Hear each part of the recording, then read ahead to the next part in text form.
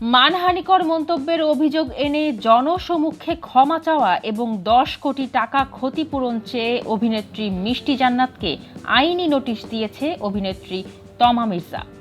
আজ বৃহস্পতিবার রেজিস্ট্রি ডাকযোগে তমা মির্জার পক্ষে এ নোটিশ পাঠান তার আইনজীবী ব্যারিস্টার সজীব মাহমুদ আলম। আইনি নোটিশে সামাজিক মাধ্যমে থাকা দুটি ভিডিও বক্তব্যের কথা উল্লেখ করা হয়েছে। আপনার বয়ফ্রেন্ডকে বিয়ে করব না, তমা মির্জাকে খোঁচা দিয়ে মিষ্টি জান্নাত এবং নায়িকা হয়েছে তমা মির্জা। জান্নাত শীর্ষক শিরোনামে সামাজিক মাধ্যমে ছড়িয়ে পড়া ভিডিওটিতে মানহানিকর বক্তব্য রয়েছে বলে দাবি করেছেন আইনজীবী ব্যারিস্টার সজীব মাহমুদ আলম। নোটিশে বলা হয়, এ ধরনের বক্তব্য তমার চরিত্র ও ব্যক্তিত্বে আঘাত হেনেছে। এটি শাস্তিযোগ্য অপরাধ।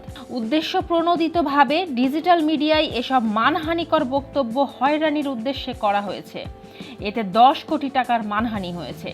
তাই নোটিশে 7 দিনের মধ্যে জনসমক্ষে ক্ষমা চেয়ে 10 কোটি টাকা ক্ষতিপূরণ দিতে বলা হয়েছে। এছাড়া পরবর্তীতে এ ধরনের মন্তব্য থেকে বিরত থাকতে বলা হয়েছে, অন্যথায় প্রয়োজনীয় আইনগত ব্যবস্থা নেওয়ার কথা বলা হয়েছে।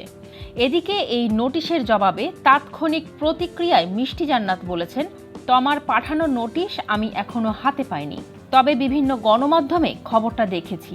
আমার মনে হচ্ছে কারো ইন্ধনেই তমা এই কাজটি করেছেন।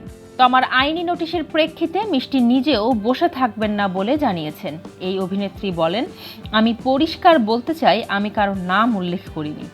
উনি কেন গায়ে মাখলেন জানি না। এখন আমি পাল্টা আইনি ব্যবস্থা নেব।